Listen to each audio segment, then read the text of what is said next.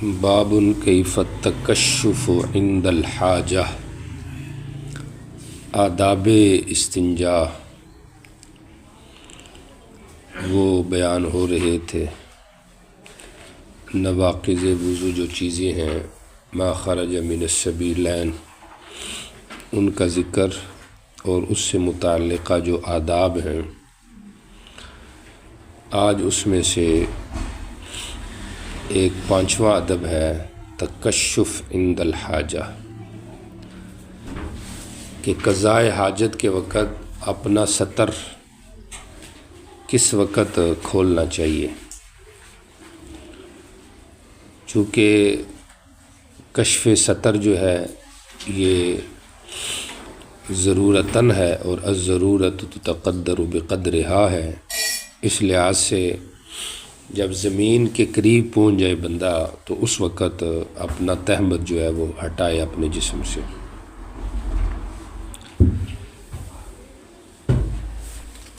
تو ربط تو ماقبل سے ہو گیا، پہلی چیز آداب ہی کا ذکر ہے، ترتیب ذکری واقعی کے مطابق ہے، اور عنوان کیا، مقصد کیا ہے وہ بھی آپ کو بتا دیا۔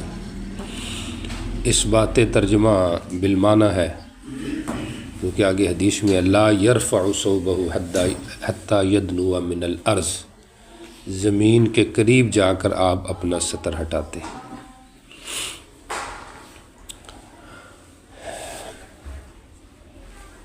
دوسری چیز ہے سند حدیث۔ حدیث میں مصنف نے دو روایتیں نقل کی ہیں اس باب میں۔ پہلی جو روایت ہے وہ حضرت ابن عمر کی ہے، اور دوسری جو قال ابو داؤد کے اندر ذکر کی ہے وہ حضرت انس کی ہے۔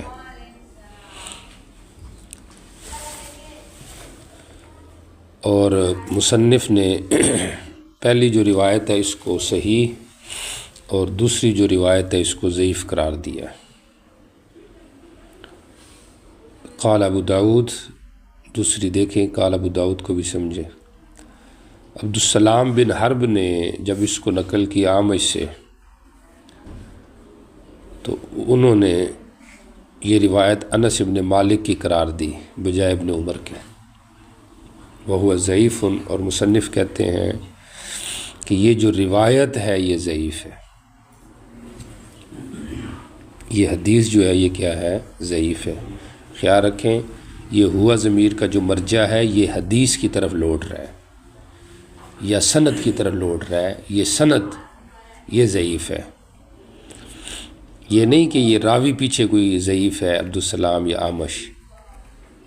بات سمجھ آ رہی؟ وجہ ضعف کیا ہے اور مقصد قال ابو داؤد کیا ہے؟ آپ کو بتایا تھا قال ابو داؤد جہاں پہ بھی آئے تو وہاں پہ ایک مقصد قال ہوتا ہے، یہاں پہ مقصد روایت ثانیہ کی تضعیف اور روایت اولیٰ کی تصحیح ہے۔ حاصل اس کا یہ ہے مصنف کے قال کا کہ یہ جو روایت ہے دو طرح سے منقول ہے، ایک مسند ابن عمر سے اور دوسری مسند انس ابن مالک سے۔ جو ابن عمر سے منقول ہے وہ صحیح ہے، اور انس ابن مالک سے جو منقول ہے یہ ضعیف ہے۔ اور تفصیل اس کی یہ ہے کہ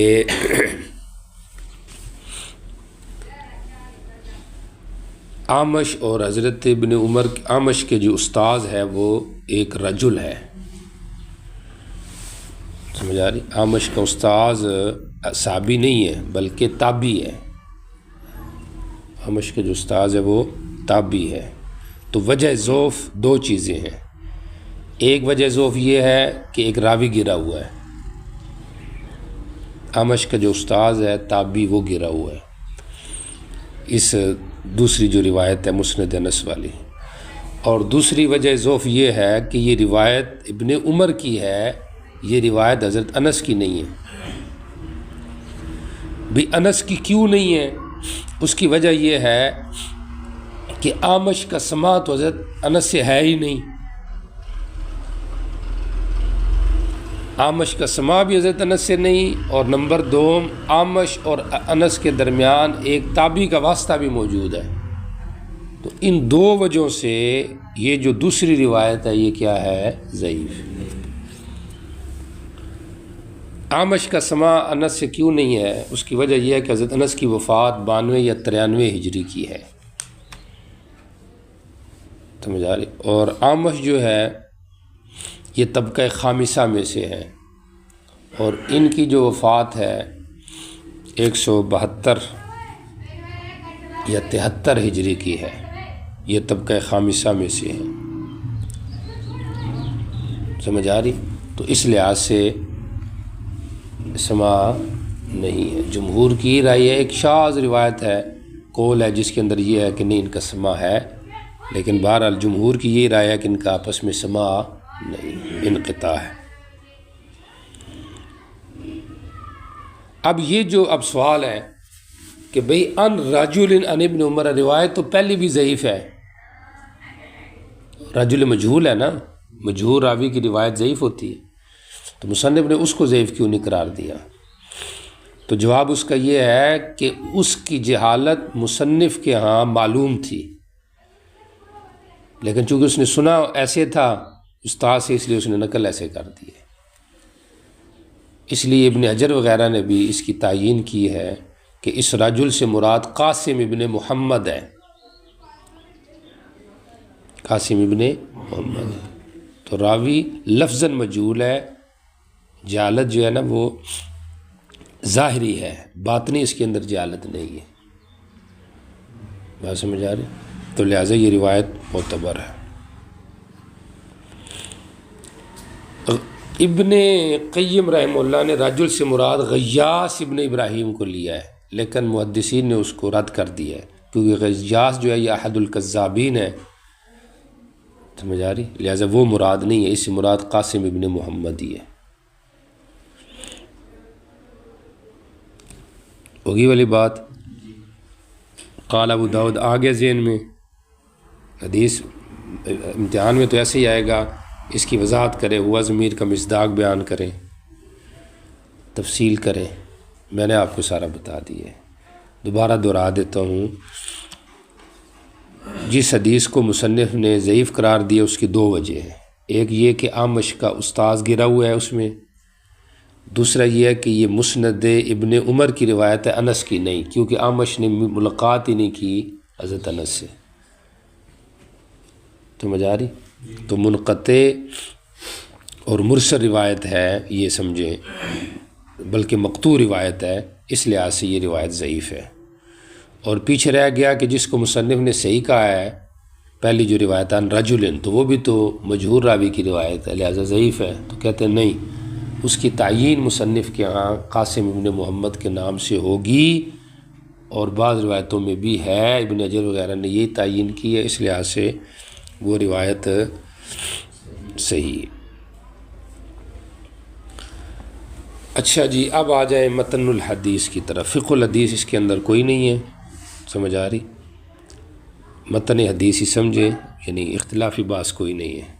ان نبی صلی اللہ علیہ وسلم کان اذا اراد حاجتاً، جب آپ قضاء حاجت کا ارادہ کرتے، لا يرفع ثوبہ، آپ حاجت سے مراد جو عموم ہے وہ بول و براز کے اعتبار سے ہے، آپ نہ اٹھاتے اپنا کپڑا یہاں تک کہ آپ خود زمین کے قریب ہو جاتے۔ اور ایک قول باز کا یہ بھی ہے کہ یدنو کی ضمیر صوب کی طرف، جب صوب جو ہے تہبت زمین کے قریب ہوتا پھر اٹھاتے، احتمال ہے بہرحال خود آپ زمین کے قریب ہوتے تو پھر آ کے آپ اپنا کپڑا ہٹاتے، سمجھ آ رہی؟ تو اس سے یہی مسئلہ نکلا ہے کہ عام حالات کے اندر بھی، چاہے انسان کی خلوت ہی کیوں نہ حالت ہو، اس میں بھی بندے کو بے حجاب نہیں ہونا چاہیے، سمجھ آ رہی؟ عام حالت میں بھی بے حجاب نہیں ہونا چاہیے، سمجھ آ رہی؟ کیونکہ یہ جو تکشف ہے یہ کیا ہے؟ عند الحاجت ہے، اور بعض نے تو اس کو ناجائز قرار دیا کہ اس طرح بے حجاب ہونا یہ کیا ہے؟ ناجائز ہے۔ جی چلیں، جی آگے چلیں۔ باب کراہیت الکلام عند الخلاء، بیت الخلاء کے اندر کلام کی کراہیت۔ خلاء یاد ہے، بیت الخلاء سمجھ آ رہی؟ بیت الخلاء میں حاضری کے وقت کلام کرنا یہ مکروہ ہے۔ تو آداب صحیح چاہ رہے ہیں، ترتیب واقعی کے مطابق ہے۔ یہ بھی ادب ہے کہ گفتگو نہیں کرنی چاہیے، اس کی کراہیت ہے، اس کی کیا ہے؟ کراہیت ہے۔ جمہور کی بھی یہی رائے ہے، سمجھ آ رہی، کہ گفتگو کرنا یہ کیا ہے؟ مکروہ ہے۔ اس بات ترجمہ کراہت سے مراد یاد رکھی، یہ کراہت تنزیہی ہے، کراہت تنزیہی۔ اس بات ترجمہ بالمعنی ہے، آگے حدیث میں یہی آ رہا ہے کہ دو بندے ننگے بیٹھ کے اگر باتیں کریں گے تو اللہ کو اس پہ غصہ آتا ہے، سمجھ آئے؟ تو غصہ مکروہ چیز پر ہی ہوتا ہے نا، آ رہی سمجھ؟ تو اس لحاظ سے یہ آداب کے خلاف ہے کلام کرنا۔ سند حدیث پر آ جائیں۔ سند کے اندر ایک راوی آیا ہوا ہے، اکرمۃ بن عمار، ٹھیک ہو گیا۔ مصنف نے اس روایت کو کہا ہے آخر میں دیکھیں، قال ابو داود لم یسندہ الا اکرمۃ بن عمار، کہ یہ روایت جو ہے یہ ضعیف ہے۔ مقصد یہ ہے کہ یہ مرسل روایت ہے، مسند نہیں ہے، سمجھ آ رہی؟ مسند نہیں ہے۔ اسناد اس کو جو مسند بنایا وہ اکرمہ ابن عمار نے بنایا ہے، نظر آ رہا ہے؟ اکرمہ ابن عمار ان یحییٰ ابن ابی کثیر، سمجھ آ رہی؟ تو غرض ابو داود ضعف حدیث کا ذکر ہے کہ یہ حدیث ضعیف ہے، اور تفصیل اس کی یہی ہے کہ باقی جتنے بھی روات ہیں وہ اس کو مرسل نقل کرتے ہیں، اور اکرمہ جو ہے اس کو کیا نقل کرتا ہے؟ مسند نقل کرتا ہے۔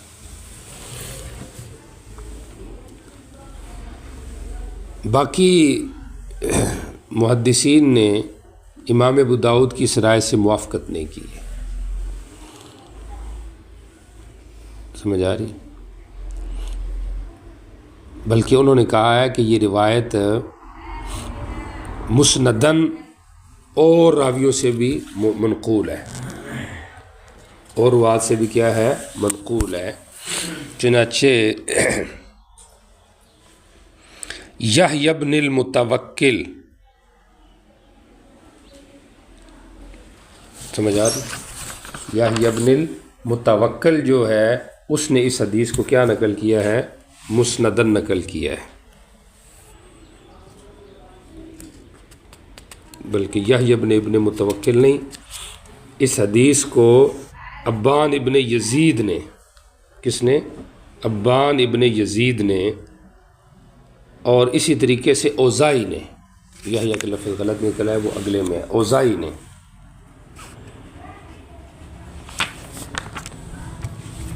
ابان نے اور اوزائی نے اس کو کیا نقل کیا ہے؟ مسندن نقل کیا ہے۔ اب مصنف نے کیوں کہا ہے؟ تو اپنی علم کے مطابق انہوں نے کہا ہے کہ یہ مسند ہے، ہوگی والی بات۔ غرض ابو داود کیا ہے کہ یہ روایت مسند نہیں ہے، یہ روایت مرسل ہے، سمجھ آ رہی؟ اور اس میں اکرمہ کا تفرد ہے مسند نقل کرنے میں۔ تو ہم نے کہا کہ ایسی بات نہیں ہے، بلکہ ابان اور اوزائی جو ہے انہوں نے بھی اس کو مسندن نقل کیا ہے، تو مصنف نے اپنے علم کے اعتبار سے یہ بات کی ہے۔ آ جائیں متن الحدیث کے اوپر، اور اس کے ضمن کے اندر ساتھ ہی اس کے بعد فقہ الحدیث بھی آئے گی ایک بات اس کے قبیلے سے بھی۔ دیکھیں ابو سعید کہتے ہیں سمیعت رسول اللہ، میں نے نبی علیہ الصلوۃ والسلام سنا، وقول آپ فرما رہے تھے لا یخرج الرجلان، نہیں نکلتے دو بندے، یا تو یہ خبر ہے پھر پڑھیں گے لا یخرج الرجلانی، اور اگر یہ نہیں ہو تو پھر ہوگا لا یخرج الرجلان، نہ نکلے دو آدمی، نہ ہی ہے یضربان الغائطہ، قضائے حاجت کے لیے، کاشفینی حال ہونا ان کا کہ وہ اپنے سطر کھولے ہوئے ہوں، یتحدثانی اور حال ہونے ان کے کہ وہ آپس میں باتیں کر رہے ہوں۔ اس طرح نہ کریں، سمجھ آ رہی؟ یا خبر ہے کہ نہیں اس طرح کوئی بندے کرتے کہ وہ باتیں کرتے ہیں، فإن اللہ یمقت علی ذالک، پس بے شک اللہ یمقت علی ذالک، اس پر کیا ہوتا ہے؟ غصے ہوتا ہے۔ اللہ اس پر کیا ہوتا ہے؟ غصے ہوتا ہے۔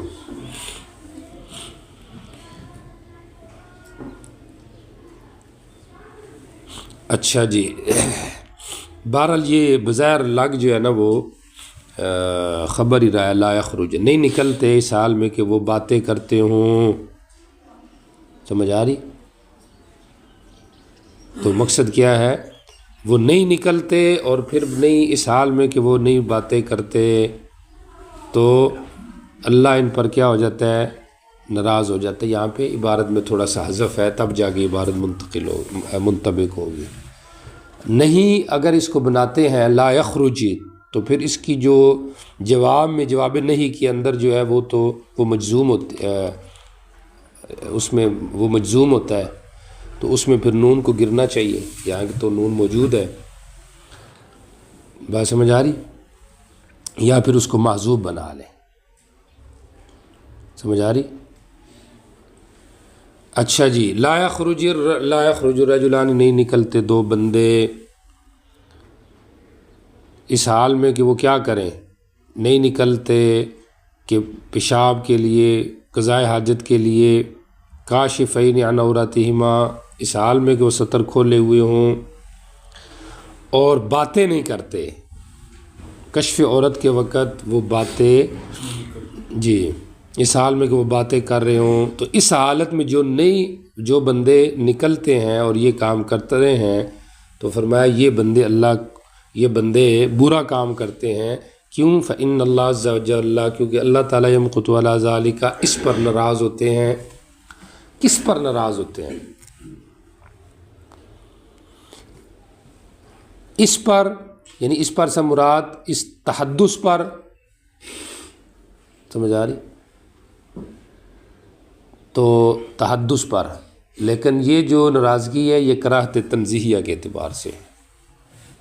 اصل ذالک کا مشارلہ دو چیزیں ہیں، کشف عورت اور تحدث، دونوں اکٹھے جب یہ کام کرتے ہیں تو اللہ کو غصہ آتا ہے، سمجھ آ رہی؟ شوکانی نے یہاں سے یہ مسئلہ مستنبط کیا ہے کہ کلام عند کشف سطر جو ہے یہ مکروہ تحریمی ہے۔ کیوں؟ اس لیے وہ کہتا ہے کہ یہاں پہ وعید شدید ہے، یمقت علی ذالک، اور ناراضگی جو ہے نا وہ گناہ پر ہی ہوتی ہے نا، گناہ کبیرہ گناہ پہ ہوتا ہے، لہذا کلام کرنا یہ کیا ہے؟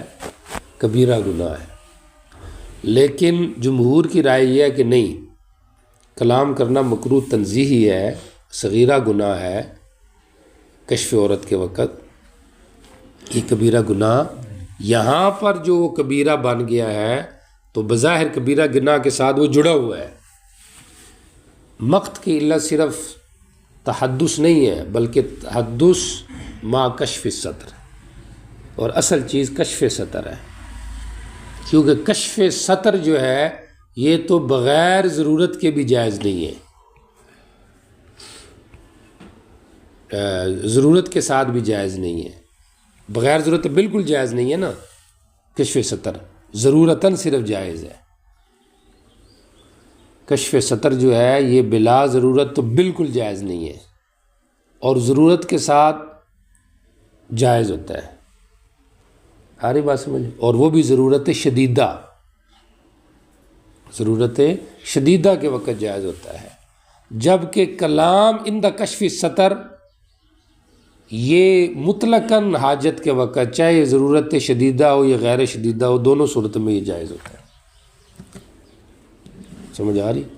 حضرت سہارنپوری رحمہ اللہ نے اس کے اوپر بذل میں بڑا تفصیلی کلام کیا، اور انہوں نے دلائل پیش کیے ہیں کہ کشف سطر کے وقت گفتگو کرنا تو خود احادیث میں موجود ہے۔ حضرت عائشہ اور نبی علیہ السلام اکٹھے غسل کرتے ایک فرق پانی سے جس کی مقدار 16 رطل اور 12 مد ہے، اور وہ آپس میں یہ کہتے تھے، حضرت عائشہ کہتے دالی، اور نبی علیہ السلام کہتے دالی، بھی پانی مجھے بھی چھوڑو مجھے بھی چھوڑو، آرے کہہ رہے تھے۔ وہ کہتے ہیں کہ اگرچہ نبی علیہ السلام کی عادت کشف ستر کی نہیں تھی، سمجھ آ رہی، لیکن یہ جو غسل ہے یہ تو ظاہری بات ہے کشف ستر کے ساتھ ہی ہوگا نا، کیونکہ ستر کے ساتھ تو وہ تھوڑا سا پانی کافی ہو ہی نہیں سکتا دو بندوں کو غسل کو، کیونکہ اس میں تو کپڑے بھی دھونے ہیں، پھر اس کے بعد نیچے غسل ہونا ہے، تو اس لیے وہ تو دیکھے کشف صدر کے ساتھ گفتگو مطلق حاجت تھی، تو پھر بھی اس کے اندر بھی ہو رہی ہے، دالی دالی کہہ رہے ہیں۔ ایسی ام ہانی کہتی ہیں کہ میں آئی نبی علیہ السلام کے پاس فتح مکہ کے موقع پہ، تو میں نے دیکھا کہ آپ غسل کر رہے ہیں اور فاطمہ رضی اللہ تعالیٰ نے آپ کو پردہ کیا ہوا ہے، تو نبی علیہ السلام نے پوچھا کون ہے، میں نے سلام کیا تو آپ نے پوچھا کون ہے، تو حضرت فاطمہ نے کہا ام ہانی ہے، تو آپ نے دیکھے غسل کے دوران گفتگو کی ہے، حالانکہ یہ تو کوئی حاجت شدیدہ نہیں تھی۔ حضرت موسیٰ علیہ السلام جب غسل کر رہے تھے اور وہ پتھر آپ کے کپڑے کو لے کے بھاگ گیا، تو وہ ان کے پیچھے بھاگے اور کہا سو بھی حجر۔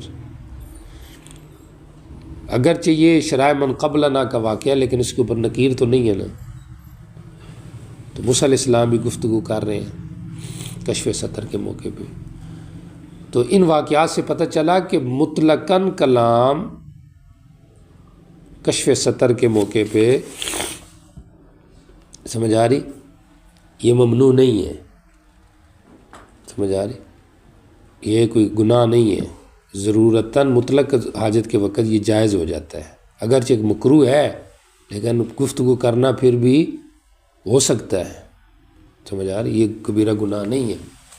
تو اس لیے یہ جو مقت ہے یہ کلام پر نہیں ہے، تحدث پر، یہ کشف العورت پر ہے، سمجھ آ رہی، اور کشف العورت مع تحدث پر ہے یا صرف کشف عورت پر ہے، صرف تحدث پر نہیں ہے۔ لہذا فقہ الحدیث میں یہی کہیں گے کہ جمہور کی جو رائے ہے وہ یہی ہے کہ کلام عند کشف ستر یہ مکروہ تنزیہی ہے، سمجھ آ رہی، اور کشف عورت بلا ضرورت، کشف عورت بلا ضرورت، سمجھ آ رہی، یہ تو گناہ کبیرہ ہے، تو اس لیے فإن اللہ یمقت علی ذلک، اللہ اس پر کیا ہوتا ہے، ناراض ہوتا ہے۔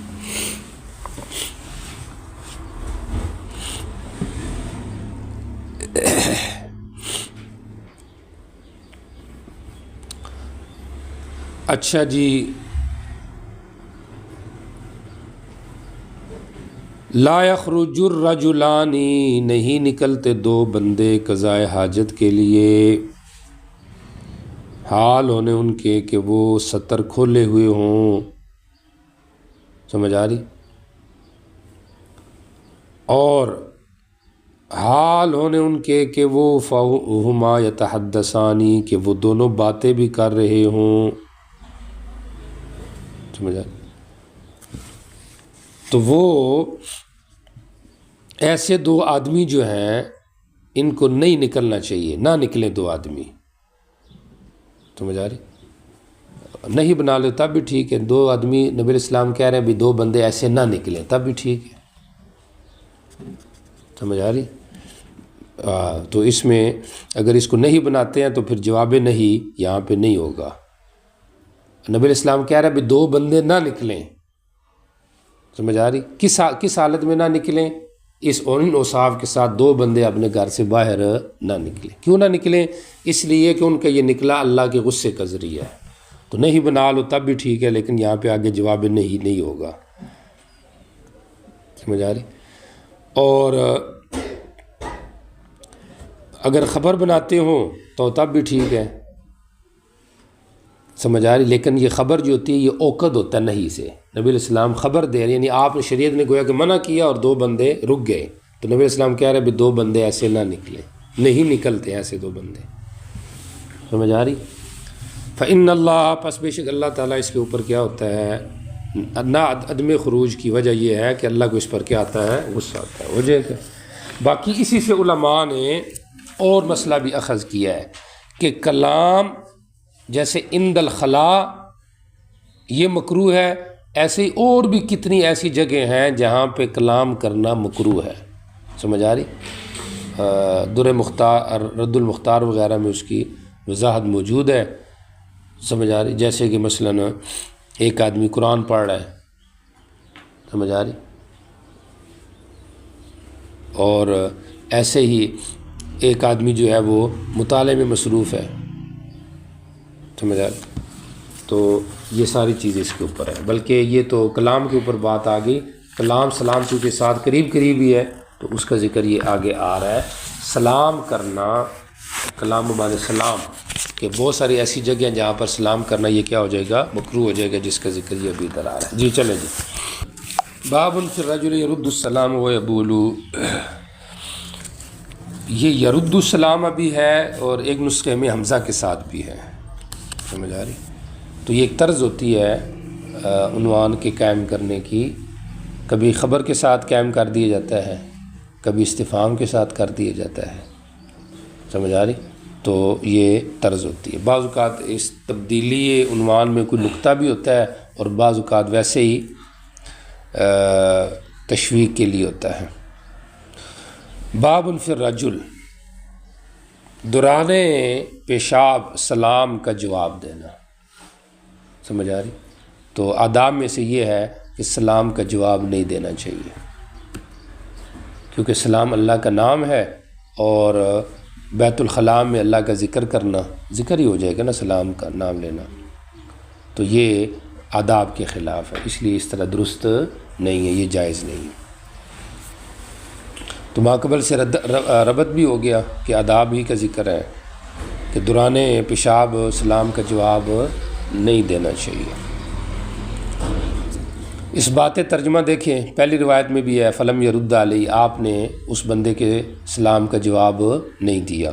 اور اگلی روایت میں بھی یہی ہے کہ آپ نے کہا انی کرہت ان اذکر اللہ تعالیٰ، بھی مجھے اچھا نہیں لگا کہ میں آپ کو اس حالت میں سلام کا جواب دوں. ہو گیا اس بات ترجمہ بالمعنی ہے. اچھا جی، اب آ جائیں ذرا سند کے اوپر. سمجھ آ رہی؟ سند کے لحاظ سے یہ روایتیں درست ہیں، اس لیے یہاں پر کوئی کلام نہیں ہے. اس لیے آپ آ جائیں فقہ الحدیث میں بھی یہاں پر کوئی خاص بات نہیں ہے، اس لیے متن کے اوپر آ جائیں. قال حضرت ابن عمر رضی اللہ تعالیٰ عنہ سے روایت ہے، فرماتے ہیں مر رجل، نے ایک آدمی گزرا نبی علیہ السلام کے پاس سے، وہ یبولو، اور آپ پیشاب کر رہے تھے. فسلم علیہ، اس نے آپ پہ سلام کیا. رجل ان کا مصداق کون ہے؟ تو جو ہے امتحان میں آ جائے گا ما ہوا مصداق رجل.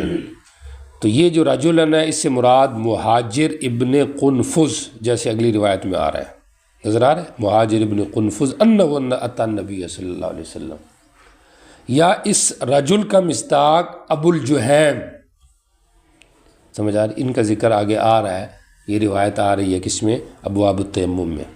تو ابو الجہیم یہ یہی مہاجر ابن قنفذ نبی علیہ السلام کے پاس سے گزرے، آپ پیشاب کرے. فسلم علیہ، انہوں نے آپ پہ سلام کیا. فلم یرد علیہ، آپ نے ان کو جواب نہیں دیا، بالکل جواب نہیں دیا. تو اب چونکہ اس میں اجمال تھا تو مصنف نے اس اجمال کی تشریح کے لیے دوسری روایت ذکر کر دی. تو مصنف نے کہا تھا نا میں دو روایتیں ذکر کسی نقطے کی وجہ سے کروں گا، تو نقطہ یہی ہے کہ اس کی تشریح اگلی حدیث میں تھی، اس لیے اس کو ساتھ ذکر کر دیا. فوراً جواب نہیں دیا بعد میں، بلکہ اس کو جواب دیا. اچھا جی، قال ابو داؤد، امام ابو داؤد کہتے ہیں اور رویان ابن عمر وغیرہ، کہ یہ روایت اور طریقے سے بھی منقول ہے ابن عمر وغیرہ سے، ابن عمر اور آگے ابو الجہیم وغیرہ سے بھی یہ روایت منقول ہے ابن عباس سے کہ ان نبی غیری کا مصداق ابن عباس اور ابو الجہیم ہے کہ ان نبی علیہ الصلوۃ والسلام نے تیمم کیا، ثم رد، پھر آپ نے واپس کیا اس بندے پر سلام، اس بندے پر آپ نے سلام واپس کیا، یعنی اس کو سلام کا جواب دیا. تیمم کر کے دیا. کیا کر کے دیا؟ تیمم کر کے آپ نے سوال کا جواب دیا. اچھا جی، یہ جو روایت ہے روی عن ابن عمر، یہ معلق روایت ہے، یاد ہے سند اس کی نہیں ذکر ہے، لیکن اس کو موصول کر دے مصنف نے آگے ابواب التیمم میں. اور یہ ایسے کرتے ہیں محدثین کہ پہلے ایک معلق روایت ذکر کرتے ہیں، بعد میں پھر اس کو موصول سند ذکر کر کے اس کو موصول کر دیتے ہیں. اگلی روایت دیکھیں، مہاجر ابن قنفذ کی روایت ہے، نبی السلام کے پاس ہے، وہ پیشاب کر رہے تھے، وسلم علیہ آپ پر سلام کیا، آپ نے جواب نہیں دیا، حتیٰ توضا یہاں تک کہ آپ نے وضو کیا. تو توضا کا معنی تیمم ہی ہوگا، یہاں تک کہ آپ نے کیا کیا، تیمم کیا، تو یہ تیمم کر کے پھر آپ نے جواب دیا. سمجھ آ رہی؟ اچھا جی، یہاں پر تو لفظ آیا نا اتن نبی صلی اللہ علیہ وسلم وہو یبول، ایک روایت میں آتا ہے اتن نبی صلی اللہ علیہ وسلم وہو یتوضا، نبی علیہ السلام وضو کر رہے تھے، انہوں نے سلام کیا تو آپ نے جواب نہیں دیا. حالانکہ وضو کے دوران تو سلام کا جواب دے سکتے ہیں. آ رہی سمجھ؟ تو وہاں پہ پھر مجاز ہے، ذکر مسبب کیا مراد سبب ہے. وضو کرنے کا مطلب پیشاب کرنا ہے، چونکہ وضو کا سبب کیا ہے، بول، تو ذکر مسبب ہے مراد سبب ہے، اس لیے روایت میں تطبیق ہوگی. وہ یہ توضا بھی ٹھیک ہے، وہ یہ بولو بھی ٹھیک ہے. حتیٰ توضا یہاں تک کہ آپ نے وضو کیا، بظاہر یہی ہے کہ آپ نے تیمم کیا. ثم اعتذر الیہ پھر آپ نے ان کی طرف عذر کیا. ممکن ہے یہ یہاں پر توضع کی پر معمول ہو کہ آپ نے وضو کیا، تعدد واقعہ بھی تو ہو سکتا ہے نا. فقال پھر آپ نے وجہ بیان کی، نہیں کرے تو مجھے ناپسند ہے کہ میں اللہ کا ذکر کروں، الا علی طہور مگر پاکی پر ہی. یا راوی نے یہ الفاظ نقل کی الا علی طہارت، سمجھ آ رہی کہ نبی علیہ السلام نے کہا علی طہارت کہ آپ نے طہارت کا لفظ بولا، سمجھ آ رہی. تو بہرحال اس سے یہ ثابت ہو گیا کہ ناپاکی کی حالت میں اللہ کا ذکر کرنا یہ مکروہ ہے، لیکن یہ مکروہ تنزیہی ہے. تجتمع مع الجواز، جو جواز کے ساتھ کیا ہو جاتا ہے، جمع ہو جاتا ہے. سمجھ آ رہی؟ باقی عین استنجا کے موقع پہ اللہ کا نام لینا، سمجھ آ رہی، ظاہر بات ہے وہ تو حرام ہے، گناہ ہے. سمجھ آ رہی؟ عین استنجا کے موقع پہ اللہ کا نام لینا، تو اس کو بعض نے تو مکروہ تنزیہی کہا ہے، سمجھ آ رہی. لیکن اگر بے ادبی کی پہلو دیکھا جائے تو اس لحاظ سے تو یہ کیا ہے، حرام بنتا ہے، سمجھ. لیکن بہرحال مکروہ تنزیہی جو ہے وہ کہا گیا کہ عین استنجا کے موقع پہ بھی سلام کا جواب دینا یہ مکروہ تنزیہی ہے. ہم بھی اسی کو لے لیتے ہیں، مکروہ تنزیہی ہے. اچھا جی، تو سلام کا جواب دینا، سمجھ آ رہی، بیت الخلاء کے اندر، نماز کے اندر، سمجھ آ رہی کہ نہیں آ رہی. اسی طریقے سے سوئے ہوئے بندے کو، قرآن پڑھنے والے کو سلام کرنا، تو یہ سارے جو ہے کہ آساد یہ فقہاء نے ذکر کیے ہیں کہ جس طرح یہاں پر سلام کرنا ہی مکروہ ہے، کیونکہ سلام سبب ہے نا جواب کا، تو ایسے موقع پہ سلام ہی نہیں کرنا چاہیے. تو ان موقع پہ بھی بندے کو سلام نہیں کرنا چاہیے. تو جب سلام ہی نہیں ہے تو پھر اس کا جواب بھی نہیں ہے. آ رہی بات سمجھ؟ اس لیے ہماری جو مساجد ہیں احناف کی، ان کے اندر مسجد کے اندر بلند آواز سے سلام نہیں کیا جاتا، چونکہ کوئی لوگ نمازی ہوتے ہیں تو سلام کرنا سنت ہے، لیکن اس کا جواب تو دینا کیا ہے، واجب ہے. وَإِذَا حُيِّيتُم بِتَحِيَّةٍ فَحَيُّوا بِأَحْسَنَ مِنْهَا، حیو امر کا صیغہ ہے کہ اب تم نے جواب دینا، یعنی یہ واجب ہو گیا.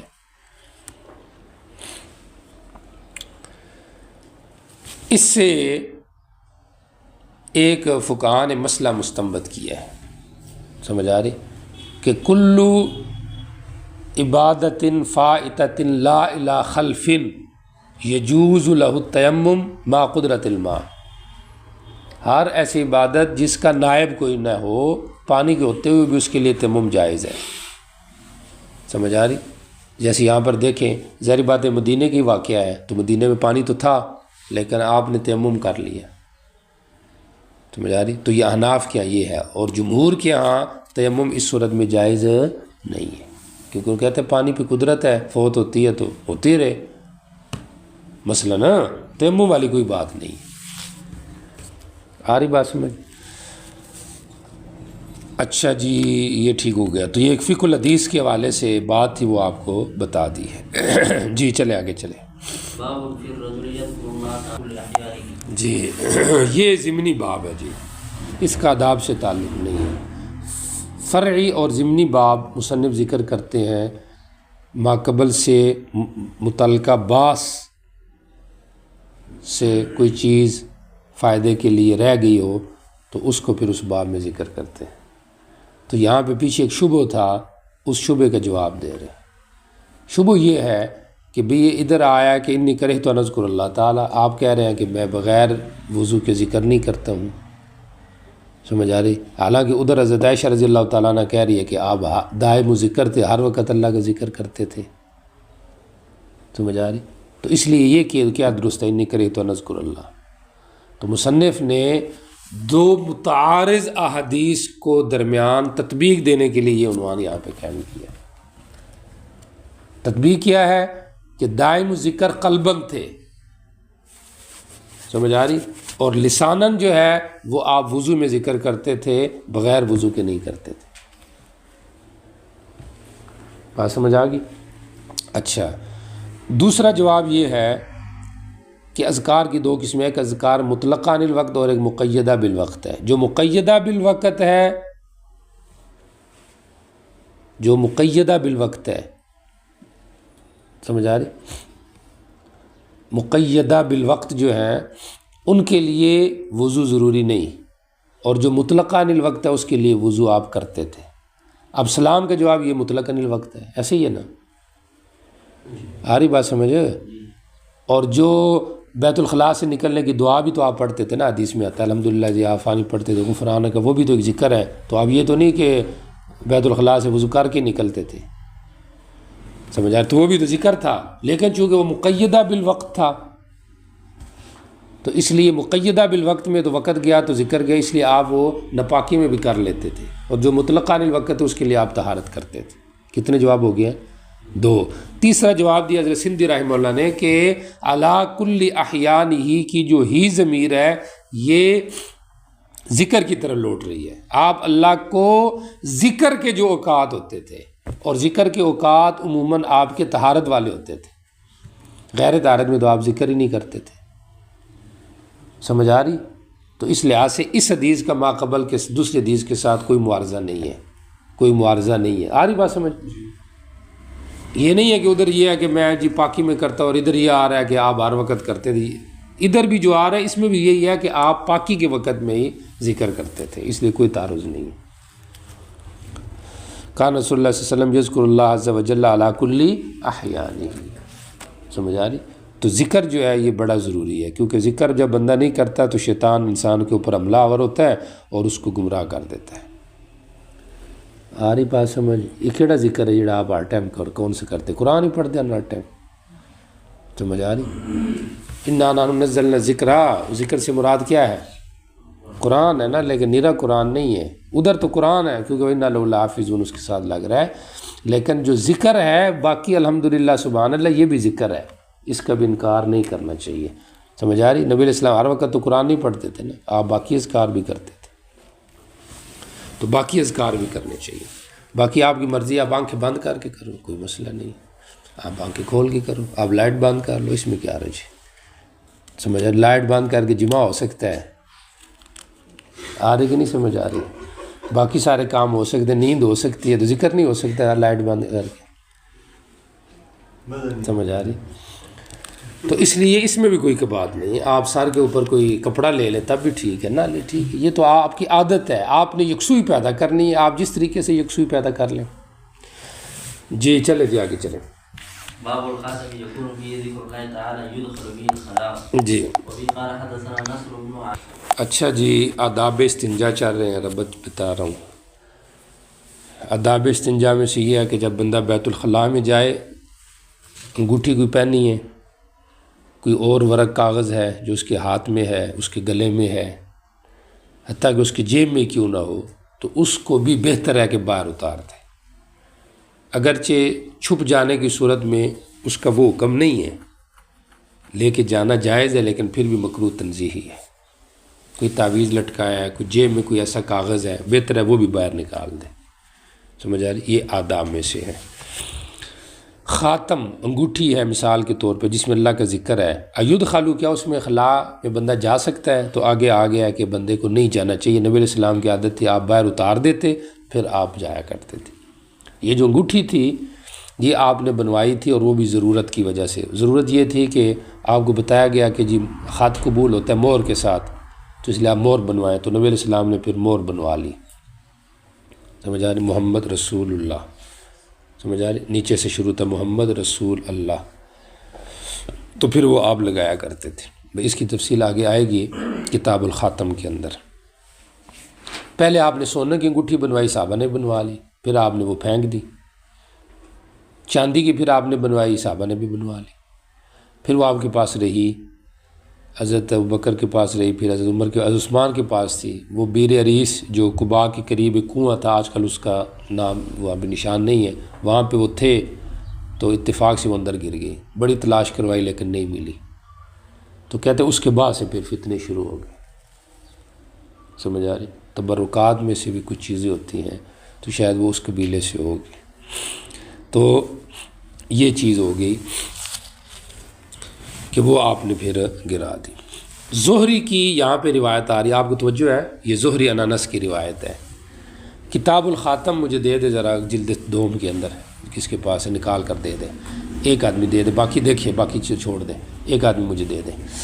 اچھا، باقی جو زہری کی روایت ہے ایک کتاب الخاتم میں، وہ یہ ہے کہ آپ نے چاندی کی انگوٹھی جو ہے اس کو آپ نے گرا دیا، آپ نے چاندی کی انگوٹھی بنوائی اور پھر اس کو آپ نے کیا کر دیا، گرا دیا۔ یہاں پہ بھی اس کا ذکر آ رہا ہے، اسی بات کا ذکر یہاں پہ بھی ہے، لیکن آپ نے چاندی کی انگوٹھی نہیں گرائی، محدثین کہتے ہیں بلکہ سونے کی گرائی ہے، تو یہ زہری کا وہم ہے جو اس نے نقل کیا ہے، یہ زہری کو گڑبڑ ہوئی ہے، حالانکہ آپ نے سونے کی گرائی ہے، چاندی کی نہیں گرائی۔ ہوگی والی بات، آپ کو بات سمجھ آ گئی ہے؟ اچھا، اب آ جائیں ذرا، یہ بات ہوگی کس کے حوالے سے، متن الحدیث کے حوالے سے۔ اس بات ترجمہ دیکھیں ذرا، عنوان ہے انگوٹھی کے ساتھ بیت الخلاء میں نہیں جانا جس میں اللہ کا ذکر ہے۔ آگے حدیث میں بھی کیا ہے، کان نبی صلی اللہ علیہ وسلم، نبی علیہ السلام جب بیت الخلاء جاتے، وضع خاتمہ، تو آپ اپنی انگوٹھی اتار دیا کرتے تھے، آپ اپنی انگوٹھی اتار دیا کرتے تھے۔ آپ کی توجہ، تو بہرحال اس بات ترجمہ بالمعنی ہو گیا۔ سند حدیث کی طرف آ جائے، توجہ ہے، آپ نے بہت توجہ کرنی، جتنی زیادہ توجہ ہو سکے، یہ بڑا اہم ہے، سمجھ آ رہی۔ میں تکرار سے نہ بھی گفتگو کروں تو آپ نے پہلے سمجھ جانا ہے، سمجھ آ رہی، لیکن میں بڑے آسان طریقے سے آپ کو سمجھاؤں گا۔ دونوں سندیں آپ پہلے دیکھیں، مصنف نے دو روایتیں یہاں پہ نقل کی ہیں، ایک کو منکر کا ہے، دوسرے کو اس نے معروف کا ہے۔ منکر جو روایت ہے وہ آپ کو نظر آ رہی ہے، حمام عن ابن جریج عن الزہری عن انس، جس کا متن کیا ہے، اذا دخل الخلاء وضع خاتمہ، اس کو مصنف نے کہا ھذا منکر، یہ منکر ہے۔ وانما یعرف، معروف روایت کیا ہے، عن ابن جریج عن زیاد ابن سعد عن الزہری عن انس، یہ روایت معروف ہے، اور اس کا متن کیا ہے، نبی صلی اللہ علیہ وسلم اتخذ خاتما من ورق ثم القاہ، کہ نبی علیہ السلام نے چاندی کی انگوٹھی بنوائی اور پھر آپ نے اس کو گرا دی۔ کوئی بات سمجھ آ گئی؟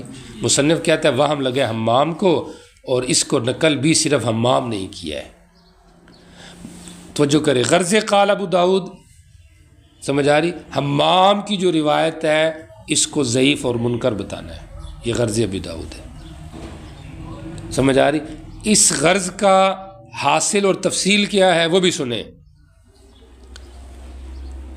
کہ حمام نے ابن جریج اور زہری کے درمیان واسطہ نقل نہیں کیا، حالانکہ اس کے درمیان واسطہ موجود ہے۔ حمام کو دو فرق لگے ہیں، ایک واسطہ نقل نہ کرنا سند میں، اور وہ واسطہ کون سا ہے، نظر آ رہا ہے آپ کو، بولے میرے ساتھ آگے، زیاد ابن سعد، یہ واسطہ ہے۔ دوسری فرق اس کو لگی ہے متن میں، اور وہ متن میں یہ فرق لگا ہے کہ متن اصل جو تھا وہ کیا تھا، اتخذ خاتما من ورق ثم القاہ، یہ متن ہے، اور حمام نے کون سا متن نقل کیا ہے، اذا دخل الخلاء وضع خاتمہ،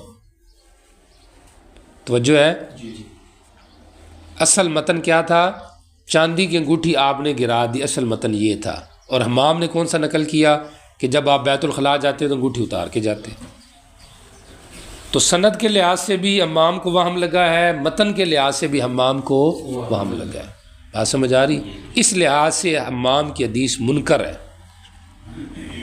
اور اس حدیث کو حمام ہی نقل کر رہا ہے اور کوئی نقل نہیں کر رہا. اور یہ بات آپ کی بات سمجھ آ گئی؟ اچھا، اب توجہ کریں، اس روایت کی صحت اور ضعف کے لحاظ سے محدثین کی دو جماعتیں ہیں. امام ترمذی رحمہ اللہ نے اس حدیث کو حسن صحیح غریب کہا ہے، اور مصنف اس کو منکر کہہ رہا ہے. امام ترمذی صحیح کہہ رہا ہے، حسن کہہ رہا ہے، اور مصنف کیا کہہ رہا ہے؟ اس میں ایک نقطہ بھی سمجھتے جائیں، اور وہ پیچھے بھی گزر چکا ہے کہ حدیث کا صحیح یا ضعیف ہونا اجتہادی چیز ہے. حکم صحت الحدیث وضعفہ مبنی علی الاجتہاد، اس کا تعلق اجتہاد سے. ایک روایت ہے میرے نزدیک صحیح ہے تو صحیح ہے، اس کے نزدیک ضعیف ہوگی. سمجھ آ رہی؟ اس لحاظ سے آپ نے یہ ذہن میں رکھنا ہے، یہ نہیں کہ ایک روایت ہے میں اس کو ضعیف کہتا ہوں تو وہ واقع میں بھی ضعیف ہے، ایک کو میں اڑا دیتا ہوں تو واقع میں بھی اڑ جائے، یہ کوئی بات نہیں. اب خبر روایت سے ہم عقیدہ نہیں ثابت کرتے، ہمارا مذہب ہے، لیکن محدثین کرتے ہیں، جمہور محدثین. آ رہی کہ نہیں سمجھ آ رہی؟ اب ایک روایت کو امام ابو داؤد منکر کہہ رہے ہیں، امام ترمذی اس کو حسن صحیح کہہ رہے ہیں. پیچھے روایت گزری ہے ایک لم یسندہ الا اکرمۃ بن عمار، آیا تھا کہ نہیں؟ وہاں پہ وہ مسند اس کو نقل کر رہا ہے، مصنف اس کو مرسل کہہ رہا ہے. سمجھ آ رہی؟ مرسل کہہ رہا ہے، حالانکہ اور جگہوں میں وہ روایت کیا ہے؟ مسند ہے. آ رہی کہ نہیں سمجھ آئے؟ تو یہ اجتہادی مسائل کے قبیلے سے بات ہے. اب توجہ کریں، امام ترمذی نے اس کو کہا ہے کہ یہ روایت حسن صحیح ہونا ہے. اب امام ترمذی کی بات ٹھیک ہے یا امام ابو داؤد کی بات ٹھیک ہے؟ سمجھ آ رہی؟ بظاہر یہ ہے کہ امام ترمذی کی بات ٹھیک ہے، کیونکہ منکر روایت کون سی ہوتی ہے؟ آپ توجہ کریں، منکر کی دو تعریفیں. ایک تعریف منکر کی وہ ہوتا ہے جس میں ضعیف راوی ثقہ کی مخالفت کرے. حمام ضعیف نہیں ہے، ثقہ ہے، بخاری کا راوی ہے، مسلم کا راوی ہے. وہ سمجھ آ رہی ہے؟ دوسری منکر کی تعریف وہ ہوتی ہے کہ جس میں مخالفت ثقات پائی جائے، ثقہ کی مخالفت پائی جائے. بات سمجھ آ رہی؟ ثقات کی کیا پائی جائے؟ مخالفت پائی جائے. یعنی ایک ہے کہ راوی ضعیف ہو تو راوی ضعیف نہیں ہے، اور دوسری بات کیا ہے کہ وہ مخالفت بھی کرے. حالانکہ یہاں حمام مخالفت نہیں کر رہا، بلکہ حمام کے موافقین موجود ہے، یحییٰ ابن متوکل وغیرہ، وہ اس کے موافقی بھی کیا ہے؟ موجود ہیں. تو لہٰذا اس بہقی میں یحییٰ ابن المتوکل نے موافقت بھی کی ہے حمام کی، تو لہٰذا اس لحاظ سے بھی یہ منکر نہیں بنتا. سمجھ آ رہی؟ تو پھر یہی ہے جو امام ترمذی نے بات کی ہے کہ یہ روایت صحیح ہے. یہ دو روایتیں ہیں، ایک روایت وہ ہے جو حمام کے واسطے سے منقول ہے، اس میں وہ واسطہ نہیں ہے، اور جو روایت غیر حمام کے واسطے سے موجود ہے اس میں زیاد کا واسطہ موجود ہے. اس کا متن اور ہے، اس کا متن، لہذا یہ حدیث صحیح ہے. اچھا، یہ حدیث اگر صحیح ہے تو مصنف نے حسن کیوں کہا ہے اور پھر غریب کیوں کہہ دیا ہے؟ بات سمجھ آ رہی؟ اصل وجہ یہ ہے، ساتھ جوڑیں، کہ حمام کی موافقت کی ہے یحییٰ وغیرہ نے، اور اس کی توثیق اور تضعیف محدثین کیا مختلف ہی ہے. اگر اس کا اعتبار نہ کرو تو پھر بنے گی غریب، اور اگر اس کا اعتبار کرو تو پھر بنے گی حسن. نہیں سمجھ آ رہی؟ اگر دو دیکھیں، یاد ہے حسن صحیح غریب، اگر یہ آپ ترمذی کی یہ اصطلاح بھی پورے سال میں سمجھ گئے تو بڑی بات ہے. سمجھ آ رہی؟